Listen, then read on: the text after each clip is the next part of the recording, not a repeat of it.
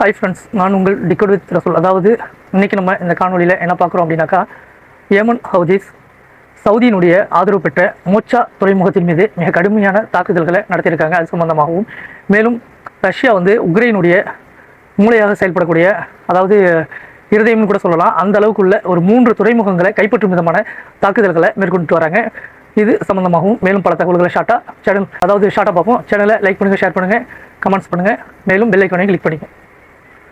அதாவது ஏமன் ஹவுதீஸ்க்கும் சவுதியினுடைய கூட்டுப்படைகள் இவங்களுக்கு இடையில் ஒரு மாதமாக இந்த பிரச்சனைகள் இருந்துகிட்டு தான் இருக்குது. இப்போ சண்டை மேலும் முற்றி போய் தரைப்படை சண்டைகள் அதிகமாகிட்டு இருக்கு. நேற்று பார்த்தீங்க அப்படின்னாக்கா, மோச்சா அப்படிங்கிற ஒரு துறைமுகம் இது எங்கே இருக்குது அப்படின்னாக்கா, அந்த வரைபடத்தில் பாருங்கள். அதாவது இந்த 1, 2 அப்படின்ற போட்டிருக்குல்ல, அந்த நம்பருக்கு அருகில் ஒரு சிவப்பு வட்டம் போட்டிருக்கு பாருங்க. அந்த கடற்கரை அருகில் இருக்கக்கூடியது அந்த மோச்சா துறைமுகம். இந்த துறைமுகத்தை இலக்கு வச்சு மிக கடுமையான பாலிஸ்டிக் மிசைல் மற்றும் ஏவுகணைகளை கொண்டு, ட்ரோன்களை கொண்டும் மிக கடுமையான தாக்குதல்களை ஹவுதீஸ் பண்ணியிருக்காங்க. இதில் அந்த துறைமுகங்கள் மிக கடுமையான சேதங்களுக்கு ஆகிருக்கு. அது மட்டும் இல்லாமல் இந்த துறைமுகம் அவங்களுக்கு ஒரு இறுதிய மாதிரி. ஏன்னா இந்த ஏமன் ஹவுதீஸுக்கு எதிராக செயல்படக்கூடிய, அதாவது சர்வதேச நாடுகளால் அங்கீகரிக்கப்பட்ட அந்த ஏமன் அப்படிங்கக்கூடிய ஒரு நாட்டினுடைய அந்த பகுதிகளில் இருக்கக்கூடிய இந்த துறைமுகம் அவங்களுக்கு வரக்கூடிய ஆயுதங்கள் மற்றும் இராணுவ தளவாட பொருட்கள் மற்றும் பார்த்தீங்க அப்படின்னாக்கா அனைத்து விதமான ஆயுத எக்யூப்மெண்ட்ஸ் எல்லாமே, அந்த வெடிமருந்து பொருட்கள் எல்லாமே சவுதியின் வழியாக, சவுதியிலேருந்து ஏற்றி அனுப்பப்படக்கூடிய அனைத்துமே இதன் வழியாக தான், இந்த துறைமுகத்தின் வழியாக தான் அந்த ஏமன் ஹவுதீஸ், அதாவது ஏமன் ஹவுதீஸ்க்கு எதிராக செயல்படக்கூடிய அதாவது சவுதியினுடைய பேக்கட் ஃபோர்ஸ் அப்படின்னு கூட்டுப்படைகள், சவுதியும் இதில் இருக்காங்க. சவுதியும் இது அவங்க வேற, சவுதி வேற கிடையாது. இது ஆள்றது அந்த பகுதிகளை கைப்பற்றி வச்சிருக்கு. அவங்களுடைய ஆட்கள் மூலயமா ஆள்றது தான். ஆக மொத்தத்தில் சவுதியினுடைய நிர்வாகம் தான் அவங்க எல்லாமே. அதுக்கு தான் சவுதியினுடைய கூட்டுப்படைகள் பேக்கட் ஃபோர்ஸ் அப்படிம்பாங்க. அவங்களுக்கு வரக்கூடிய அனைத்துமே இதன் வழியாக தான் வருது அப்படின்னு சொல்கிறாங்க. அதனால் அவங்களுக்கு, அதாவது ஏமன் ஹவுதீஸ்க்கு எப்படி உதைதா துறைமுகம் ஒரு இதயம் ஒன்று இருக்கோ, அதே மாதிரி இவங்களுக்கு இந்த துறைமுகம் மிக முக்கியமானது. இந்த துறைமுகத்தை இலக்கு வச்சு தான் நேற்று கடுமையாக தாக்குதல் செஞ்சுருக்காங்க. அதில் பார்த்தீங்க அப்படின்னா 7 பேர் அளவுக்கு கொல்லப்பட்டிருக்காங்க, 15 பேருக்கு மேலே இன்ஜூர்ட் ஆகியிருக்காங்க. அது உறுதிப்படுத்தப்பட்டிருக்கு. அதில் உள்ள ஒரு கட்டளை தளபதியும் இறந்திருக்காரு. மேலும் பார்த்தீங்க அப்படின்னாக்கா, ஒரு 2 நாட்களுக்கு முன்னாடி, அதாவது 60+ சவுதியினுடைய கூட்டுப்படைகள் மற்றும் சவுதியினுடைய தளபதிகள் கூட அதில் அந்த இதில் இருந்து இறந்தாங்க அப்படின்னு சொல்லிட்டு சொன்னாங்க. அதுவும் இன்றைக்கி சவுதி அரசாங்கம் இன்றைக்கி உறுதிப்படுத்தியிருக்காங்க. அதுவும் கன்ஃபார்ம் ஆகிருக்கு. அது மாதிரி தாக்குதல்கள் இருவருக்குமே மிக கடுமையாக போயிட்டுருக்கு. அது மட்டும் இல்லாமல் அந்த வரைபடத்தில் பார்க்குறீங்கள, அதாவது 4, 5 அப்படின்னு போட்டிருக்குல்ல, அந்த பகுதி பெரிய வட்டமாக போட்டிருக்கு பாருங்க. அது மாரிப் அப்படிங்கிற ஒரு பகுதி. அங்கே மிக எண்ணெய் வளங்கள் அதிகமாக இருக்கக்கூடிய, ஒரு செழிந்து இருக்கக்கூடிய ஒரு பகுதி. அதையும் கைப்பற்றும் விதமாக அனைத்து வகையான தாக்குதல்களையும் ஏமன் ஹவுதீஸ் முன்னெடுத்துட்டு வராங்களாம். அது மட்டும் இல்லாமல் அதுக்கு தேவையான அனைத்து ஆயத்த பணிகளும் மேற்கொண்டுட்டாங்க. இன்னும் ஓரிரு நாட்களில் அதை கைப்பற்றக்கூடும் அளவுக்கு தாக்குதல்கள் செய்கிறாங்க அப்படின்னு சொல்லிட்டு சொல்லப்படுறாங்க. இன்னும் ஓரிரு நாளில் முடிஞ்சவரை கைப்பற்றிடுவாங்க அப்படின்னு சொல்கிறாங்க. ஏன்னா ஏற்கனவே இந்த மாரி பகுதியை கைப்பற்றும் விதமாக தான் 2014-15 காலகட்டத்தில் சவுதிக்கும் ஏமன் ஹவுதீஸுக்கும் நடந்துச்சு இந்த போர். அப்போ பார்த்தீங்கன்னா இது கைவிட்டு போகக்கூடாது அப்படின்னு சொல்லிட்டு தான் சவுதி உடனடியாக என்ன பண்ணாங்க, ஒரு ஒப்பந்தத்துக்கு போய் கையெழுத்து போட்டு அதை ஸ்டாப் பண்ணாங்க. ஆனால் இனிமேலும் அந்த மாதிரி விட மாட்டோம் அப்படின்னு சொல்லிட்டு இன்றைக்கி ஏமன் ஹவுதீஸ் மிக கடுமையான தாக்குதல்களையும் மேற்கொண்டுகிட்டு வராங்க. அது மட்டும் இல்லாமல் அதுக்கு தேவையான அனைத்து ஆயுத பணிகளையும் மேற்கொண்டாங்க. அந்த 1, 2, 3 ஆகிய பகுதிகளில் தரைச்சண்டைகள் அதிகமாக போயிட்டு இருக்கு. அந்த 4, 5 பகுதிகளில் சண்டைகள் நடந்துகிட்டு இருக்கு. அந்த மாரி பகுதியையும் கைப்பற்றுறதுக்கு முனைப்பு காட்டிட்டு வராங்க. அது மட்டும் இல்லாமல் அந்த கீழே இருக்கிற 1, 2, 3 அந்த பகுதிகளையும் ஒரு சில பகுதிகளில் ஏமன் ஹவுதீஸ் கைப்பற்றிட்டாங்க அப்படின்னு சொல்றாங்க. மேலும் அந்த துறைமுகத்தையும் கைப்பற்ற போறாங்க அப்படின்னு சொல்லிட்டு சொல்லப்படுறாங்க. ஆனால் இதுவரையிலும் அந்த சவுதியினுடைய பேக்கட் ஃபோர்ஸால அவங்களுடைய டெரிட்டரி பகுதிகளுக்குள்ள, ஏமன் ஹவுதீஸ் இருக்கக்கூடிய பகுதிகளுக்குள்ள ஒரு முக்கியமான பகுதிகளில் கூட ஒரு சின்ன தாக்குதல்களோ அல்ல அது கிட்ட கூட அவங்களால நெருங்க முடியலை அப்படின்னு சொல்லிட்டு அங்கே உள்ள செய்தி ஊடகங்கள் தெரிவிச்சிருக்காங்க. மேலும் பார்த்தீங்க அப்படின்னாக்கா, இன்றைக்கும் அந்த கப்பல்கள், அந்த ஏற்றி வந்த அந்த கப்பலையும் அடிச்சிருக்காங்க, ஆயுதம் ஏற்றிட்டு வந்த அந்த கப்பல்களையும். அதையும் இல்லாமல் அராம்கோ எண்ணெய் தொழில், அதாவது அராம்கோவினுடைய எண்ணெய் உற்பத்தி நிலையத்தையும் இன்றைக்கி தாக்குதல் செஞ்சுருக்காங்க ஏமன் ஹவுதீஸ். அங்கேயும் ஒரு தாக்குதல் நடந்திருக்கு. அது மட்டும் இல்லாமல் நேற்று ஜுபைல் ஆகிய பகுதிகளில் தொழிற்பேட்டை அங்கே தாக்கல் நடந்துச்சு இல்லையா, அதை ஈராக்கினுடைய PMF படை தான் தாக்கல் செஞ்சிருக்கோம் அப்படின்னு சொல்லிட்டு இன்றைக்கி சவுதி சந்தேகப்படுறாங்க. அவங்களும் ஒரு கடுமையான எச்சரிக்கை கொடுத்துருக்காங்க. ஆனால் அவங்க தாக்கல் பண்ணல அப்படின்னு சொல்லிட்டு அவங்க சொல்கிறாங்க. ஆனால் தாக்குதல்களுக்கு நாங்கள் தயார் நிலையில் இருக்கோம். ஏற்கனவே நீங்கள் அமெரிக்காவுடன் சேர்ந்து மற்றும் அதாவது எங்கள் நாட்டுக்குள்ளே, ஈராக்குக்குள்ளே பிளவு ஏற்படுத்தும் விதமாக ISI பயங்கரவாதிகள் மற்றும் தீவிரவாத குழுக்களுக்கு பணம் கொடுத்து எங்களுக்கு எதிராக செயல்பட்டதுக்கெல்லாம் பழிவாங்கும் விதமாக நாங்கள் இந்த தாக்குதல்களை கண்டிப்பாக தொடுப்போம். ஏற்கனவே அவங்க தாக்கல் செஞ்சிருந்தாங்க இல்லையா, அதுக்கு பழிவாங்கும் விதமாக இன்னொரு தாக்குதல் அவங்க செய்யறதுக்கு ஏற்கனவே எச்சரிக்கை கொடுத்துருந்தாங்க. அதை நாங்கள் நிறுத்த மாட்டோம், அதை ஒத்தி தான் வச்சிருக்கோமே தவிர அதற்கான பதிலடி உங்களுக்கு கண்டிப்பாக இருக்குது. அதுக்கான நீங்கள் எந்த ஆயுதத்தால் கொண்டு எங்கள் வான்வழி பகுதிக்குள்ளே, எங்கள் நாட்டுக்குள்ளே, அதாவது சவுதியும் அமெரிக்காவும் இணைந்து தாக்கல் செஞ்சு இல்லையா வான்வழி தாக்குதல், அதுக்கு எப்படி செஞ்சீங்களோ அதே மாதிரி நாங்களும் தாக்கல் செய்வோம், அதுக்காக காத்துருங்க, ஈராக்கி கவர்மெண்ட் என்ன சொன்னாலும் அதை நாங்கள் கேட்க மாட்டோம் அப்படிங்கிற மாதிரி இன்றைக்கி அவங்க மீண்டும் ஒரு எச்சரிக்கையை கொடுத்துருக்காங்க. அதே மாதிரி ஜிசான் பகுதிகளிலையும் தாக்கல் செஞ்சுருக்காங்க.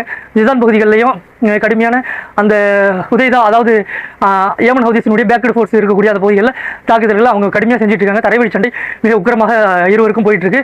மொத்தத்தில் ஏமன் ஹவுதிஸினுடைய கை ஓங்கி தான் நிற்குது. அது மட்டும் இல்லாமல் இந்த துருக்கி மற்றும் பாகிஸ்தான் இவங்கெல்லாம் வந்து சவுதி அரேபியா கிட்ட ஒரு ஒப்பந்தம் போட்டிருந்தாங்க இல்லையா, அதுக்கும் இன்னைக்கு ஏமனுடைய அன்சாருல்லா அவர் என்ன சொல்லியிருக்காரு அப்படின்னா ஊடகத்தில், அதாவது இந்த 3 ஆண்டுகளாக சவுதி, அதாவது பலஸ்தீனத்திலையும் காசாவிலையும் இனப்படுகொலையும் நடந்துகிட்டு இருக்கு. அந்த இஸ்ரேலுக்கு எதிராகவோ அல்லது இனப்படுகொலைக்கு, அதாவது ஆக்கிரமிப்பு இஸ்ரேலுக்கும் அமெரிக்காவுக்கும் எதிராக எந்த ஒரு சின்ன ஒரு ஒப்பந்தத்தையும் போட்டதில்லை. உங்களால் ஒரு சின்ன துரும்ப கூட உங்களால் நகர்த்த முடியல.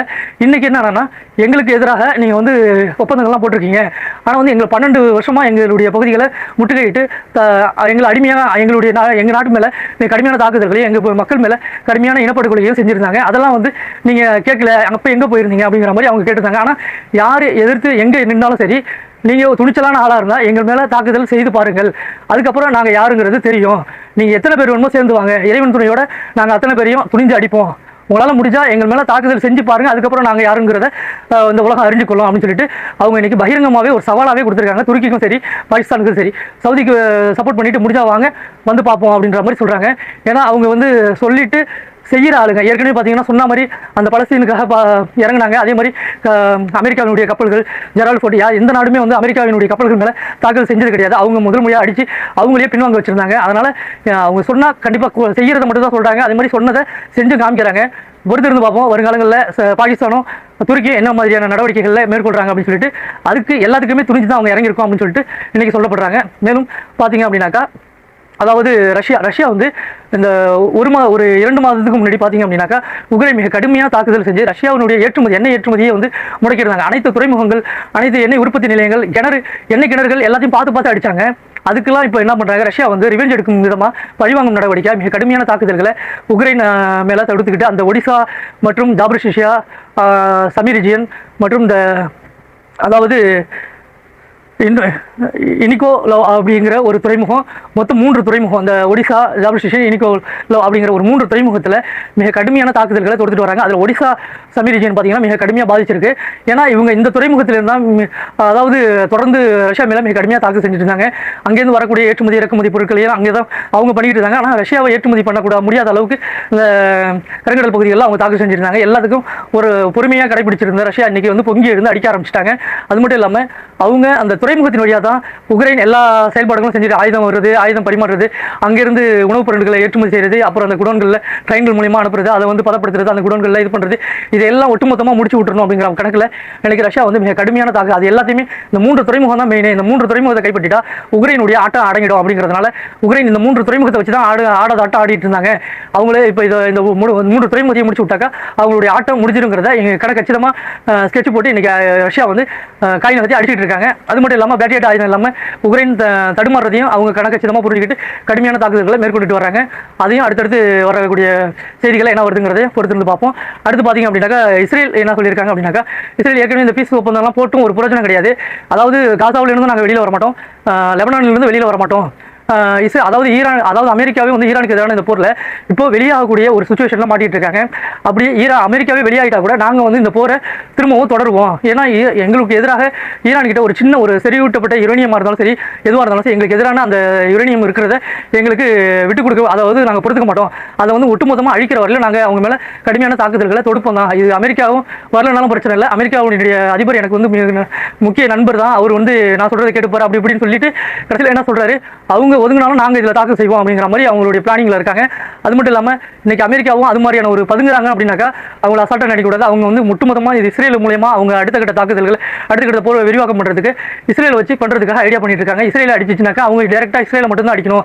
அப்போ நம்ம பேட்டியேட் ஆயுதத்தை வச்சு பேக்கப் பண்ணுற விஷயத்தை மட்டும் நம்ம பார்ப்போம் அப்படிங்கிற மாதிரி ஒரு இதில் இறங்கியிருக்காங்க. ஏன்னா இந்த ராணுவ ஆய்வறிக்கையெல்லாம் பார்த்தீங்கன்னாக்கா அமெரிக்காவால் இனிமேல் வந்து அந்த போரில் இறங்குச்சுன்னா மிக கடுமையான பாதிப்பு, பொருளாதார இழப்பு எல்லாமே ஏற்படும். அதுவும் இல்லாமல் அடுத்தடுத்த மாதத்தில் அக்டோபரில் எலெக்ஷன் வருது இல்லையா, எலெக்ஷனில் வந்து பார்த்தீங்க இப்போவே வந்து அவருக்கு எதிரான மனநிலை அனைத்து மக்களும் அவருக்கு எதிராக திரும்பிட்டாங்க. அந்த குடியரசுக் கட்சிக்கு எதிராகவே வந்து அதாவது இஸ்லாமிய வேட்பாளர்களே வந்து அந்த இதில் வந்து வெற்றி பெற்றிருக்காங்க. முதல் நிலை தேர்தல் ஒன்று நடத்துவாங்க அதுக்கு முன்னாடி. அதில் வந்து அதாவது அவங்க அதாவது அவங்களுக்கு தேர்வு தகுதி தேர்வுலேயே வந்து அவங்க வந்து எல்லாமே இஸ்லாமிய வேட்பாளர்கள்லாம் ஒரு சில பேர் முன்னே வெற்றி பெற்றிருக்காங்க. இவங்களை எதிர்த்து நின்றவங்க முதல்ல இஸ்ரேலுக்கு ஆதரவாக நிற்கக்கூடிய அனைத்து வேட்பாளர்களும் தோல்வி அடைகிறாங்க அப்படின்னு சொல்லிட்டு இன்னைக்கு கொஞ்சம் ட்ரம்ப் வந்து அடக்கி வச்சு அதாவது இனி வந்து கொஞ்சம் சுதாரணமாக நடத்தணும் அப்படின்னு சொல்லிட்டு இப்போ நாடகம் ஆடுறாங்க.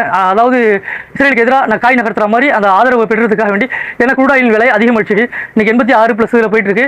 மொத்தத்தில் இதெல்லாம் போச்சுன்னா வாழ்க்கை செலவுகள் அமெரிக்காவில் மிக அதிகமாகிட்டு இருக்கு. அந்த மக்களுடைய எதிர்ப்பு நிலை மனநிலை அதிகமாக அவருக்குடைய அந்த அரசியல் தன்மை வந்து குறைய ஆரம்பிச்சிருச்சு. அதனால வந்து இந்த எலெக்ஷனில் ஜெயிக்கணும் அப்படிங்கிற ஒரே காரணத்துக்காக இப்போ அவங்க வாங்குற மாதிரி பின்வாங்கி மொத்தத்தில் இதுக்கான பேக்கப் எல்லாமே இஸ்ரேலை வச்சு ஈரான் அடிக்கிறதுக்காக ஒரு பிளானிங்கில் இருக்காங்க. ஆனால் ஈரான் எல்லாத்துக்கும் துணிஞ்சு நாங்கள் எல்லாத்துக்கும் ப்ரிப்பராகவே தான் இருக்கோம், நீங்கள் என்ன வேணுமோ பண்ணுங்கள், நீங்கள் எப்போ வந்தாலும் நாங்கள் சரியான பதிலடி கொடுக்கறதுக்கு தயார் நிலையில் தான் இருக்கோம் அப்படிங்கிற மாதிரி அவங்க ரெடியான பொசிஷனில் இருக்காங்க. இன்றைக்கி கூட அதில் உள்ள பெசஸ்கியானுக்கு அதாவது கவர்மெண்ட்டுக்கு சாதகமாக நடந்துக்கிட்ட ஒரு ஐஆர்ஜிசியினுடைய தளபதியை கூட மாற்றிட்டு ரசாய் அவர்களை திரும்பவும் அவங்க அந்த தளபதி அதாவது உச்ச தேசிய தலைவருடைய அனுமதியோட அவருடைய மேற்பார்வை தேர்வாக அவங்களுடைய கண்ட்ரோலில் வர மாதிரி அதை எல்லாத்தையும் ராணுவ நடவடிக்கைகள் எடுக்கக்கூடிய ஒரு தைரியமான ஒரு ஆளை அவங்க செலக்ட் பண்ணியிருக்காங்க.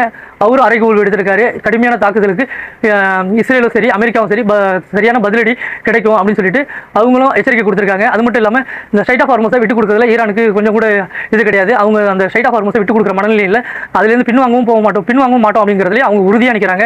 மொத்தத்தில் அவங்களும் இதுலேருந்து பின்வாங்க மாட்டாங்க, இவங்களும் இதுலேருந்து பின்வாங்க மாட்டாங்க. ஆனால் இவங்க பதுங்குறாங்கிறப்ப அதில் வந்து ஒரு சூழ்ச்சியோட அவங்க திரும்பவும் பெருசாக ஏதோ செய்கிறாங்க அப்படிங்கிறது தான் அர்த்தம். அதை அவங்க புரிஞ்சுக்கிட்டு அதுக்கு ஏற்ற காய் நகரத்துலையும் செஞ்சுட்டு இருக்காங்க. தரைவழி தாக்குதலுக்கு இவங்க வருவாங்கிறத பொறுத்து அவங்க நீங்கள் வாங்க உங்களுக்காக தான் நாங்கள் காத்துக்கிட்டு இருக்கோம் அப்படிங்கிற மாதிரி அவங்களும் தயார் பொசிஷனில் நிற்கிறாங்க. தரைவழி தாக்குதல் வந்தால் உங்கள் கால்களை வெட்டுவோம், காலை வைக்காத அளவு உங்களால் முடிஞ்சால் தானே கால் இருந்தால் தானே கால் வைப்பீங்க, அதுக்கு முன்னாடி நாங்கள் உங்களை முடிச்சு விட்ருவோம் அப்படிங்கிற மாதிரி அவங்களுடைய அறைகூவல் இருக்குது. அதையும் பொறுத்திருந்து பார்ப்போம். மேலும் பார்த்தீங்க அப்படின்னா நேற்று துபாயினுடைய ஐக்கிய அரபு எமிரேட்ஸினுடைய ஒரு எண்ணெய் கப்பலையும் அடிச்சிருக்காங்க. அப்போ கூட அமெரிக்கா வேடிக்கை பார்த்துட்டு இருந்தாங்க. இன்றைக்கும் ஸ்ட்ரைட் ஆஃப் ஹார்மஸில் ஒரு எண்ணெய் கப்பலை அடிச்சிருக்காங்க. அதுக்கு எதிர் நடவடிக்கை அமெரிக்கா எதுவுமே செய்யலை. ஏன்னா அவங்கள்ட்ட இப்போ வந்து அந்த அளவுக்கான இருப்பு தான் இருக்குது. அதனால் அடக்கி வாசிக்கிறாங்க. அந்த நேரம் பார்த்து இவங்க எதிரி அடிக்கணும், எதிரிச்சு இந்த நேரம் தான் சரியான நேரம் அப்படிங்கிறத ஈரான் புரிஞ்சு வச்சுக்கிட்டு இப்போ போர் ஒன்று தான் நமக்கு சரியான தீர்வு அப்படிங்கிறத நிலையாக நிற்கிறாங்க. பொறுத்திருந்து பார்ப்போம். மொத்தத்தில் இந்த மிடில் ஈஸ்டிலுடைய இன்றைய வல்லரசாக ஈரான் திகழ்ந்துருச்சு அப்படின்னு சொல்லிட்டு அனைத்து ஒரு சில அதாவது மத்திய கிழக்கு அரசியல் ஆய்வாளர்களும் சரி அமெரிக்காவினுடைய ஆய்வு அறிக்கையே சரி ஒரு சில பத்திரிகை வாஷிங்டன் கொண்டு ஒரு சில பத்திரிகையாளர்கள் ஓப்பனாகவே சொல்லிட்டாங்க ஈரான் இந்த பொருளை ஜெயிச்சிடுச்சு அப்படின்ட்டு. அதை அவங்களால பொறுக்க முடியல. அதுக்காக மீண்டும் ஒரு தாக்குதல் செய்ய ஆரம்பிப்பாங்க. அதுவும் இல்லாமல் நெதன்யாகு இந்த அரசியலில் திரும்பவும் அவர் நிலைச்சிருக்கணும் அப்படின்னாக்கா இஸ்ரேல் அதாவது காசாவிலையும் போர் விட்டுறக்கூடாது, அவர் வெளியாகக்கூடாது. வெளியாகனா அவருக்கு அரசியல் குறைஞ்சிரும், அரசியலேருந்து வெளியாகிடுவார், அப்புறம் கைது பண்ணுவாங்க. அதையெல்லாம் வச்சுக்கிட்டு அவரும் அந்த காசாவிலேருந்து வெளியேற மாட்டேன்ட்டார், லெபனான்லேயும் வெளியேற மாட்டேன்ட்டார். அதே மாதிரி ஈரான் மேலேயும் ஒரு போர் தொடுத்துட்டாரு அப்படின்னாக்கா அந்த எலெக்ஷனே தள்ளி போட்டு திரும்ப அவர் தான் பதவி காலத்தில் வகிப்பாருங்கிற ஒரு ஐடியாலஜியில் அவரும் போர் எப்படி ஆரம்பிக்கலாங்கிற மாதிரி அவங்க பார்த்துட்டு இருக்காங்க. மொத்தத்தில் இன்னும் ஒரு நாட்களில் அடுத்த வாரத்திலேயோ மேலும் பிரச்சனைகள் அதிகமாகக்கூடிய ஒரு சுச்சுவேஷன் தான் தென்படுது. அனைத்தும் சுலபமாக முடியறது, எந்த விதமான பிரச்சனை இல்லாமல் முடியணுங்கிறதா எல்லாத்துக்குடைய அது எல்லாருடைய வேண்டுகோளும் இருக்குது.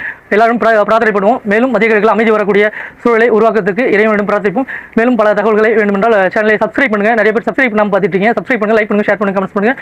நன்றி, வணக்கம்.